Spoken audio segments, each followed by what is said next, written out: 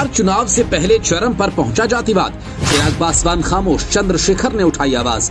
कहीं दलितों का बहिष्कार तो कहीं पेशाब की बौछार। बिहार में चुनाव है और दलितों के उत्थान के बड़े बड़े दावे किए जा रहे हैं। महागठबंधन और एनडीए, जिसमें बीजेपी और जेडीयू शामिल हैं, दोनों ही गठबंधन दलितों की नैया पार लगाने की बात कर रहे हैं, लेकिन दलितों का बहिष्कार किया जा रहा है और सब खामोश है। सिर्फ चंद्रशेखर आजाद बोल रहे हैं। दलितों पर कहीं मूत्र विसर्जन हो रहा है तो कहीं चटवाया जा रहा है, लेकिन सब खामोश है। अगर कोई बोल रहा है तो चंद्रशेखर आजाद, लेकिन दावों में कोई कमी नहीं है। पहले दलितों के बहिष्कार की कसम इन लोगों ने खाई। देखिए, आगे की बात फिर करेंगे। ये शपथ लेते हैं कि जाटव समाज से ना कोई संबंध रखेंगे, ना कोई सरोकार रखेंगे और छोटे छोटे बच्चों को इस घिनौने काम में इस्तेमाल किया जा रहा है।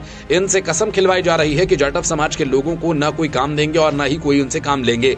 लेकिन अब भीम आर्मी ने ऐलान कर दिया कि भिंड में जिन लोगों का बहिष्कार किया जा रहा है, भीम आर्मी उनके स्कूल्स के लिए स्कूल वाहन की व्यवस्था करेगी। इतना ही नहीं, खेत जोतने, फसल बुआई, किराना की दुकान, दूध की डेयरी, शादी ब्याह, टेंट, डीजे, घोड़ी लाइट से लेकर खाना बनाने के लिए भी रसोइये और वेटर्स तक की व्यवस्था भीम आर्मी करेगी।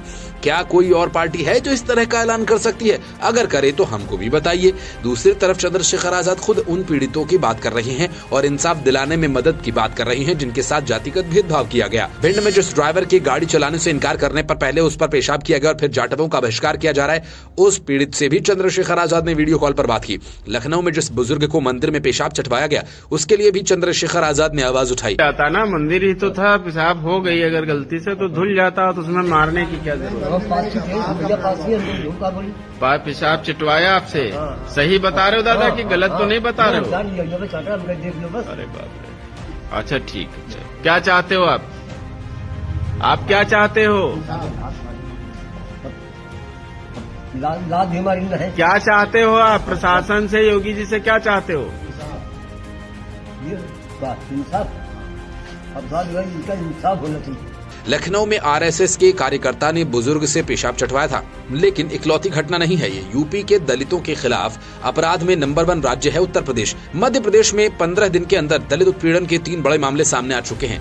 भिंड वाला केस आपने देखा, अब कटनी को देखिए। वहाँ भी एक 36 साल के दलित किसान राजकुमार का आरोप है, उसने अवैध खनन से दबंगों को रोकने की कोशिश की तो पहले पीटा और बाद में पेशाब पीने को मजबूर किया।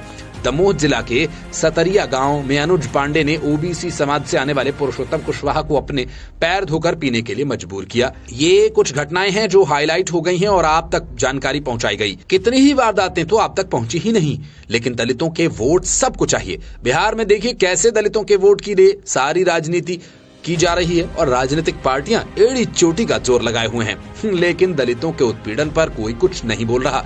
पर चंद्रशेखर आजाद ने मोर्चा खोल रखा है। उन्होंने कहा कि ये सिर्फ एक अपराध नहीं बल्कि हमारे समाज की जड़ें जमा चुके जातीय आतंकवाद का भयावह चेहरा है।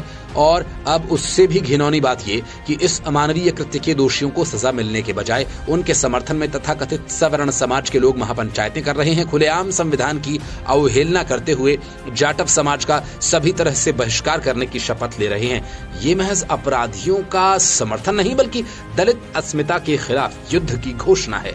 अगर ये भी आतंकवाद नहीं तो और क्या है? सोचिए कि अगर किसी और के साथ पेशाब चटवाने या उस पर पेशाब किए जाने की वारदात होती तो क्या होता? तो लोग खुद ही गलती करके और खुद ही बहिष्कार का खुलेआम ऐलान कर रहे हैं। वो तो सारी सरकार को सिर पर उठा लेते, लेकिन दलित हैं तो उनके साथ कुछ भी हो सकता है, सब नॉर्मल है। ये कैसा लोकतंत्र है? Bureau report, Indian news.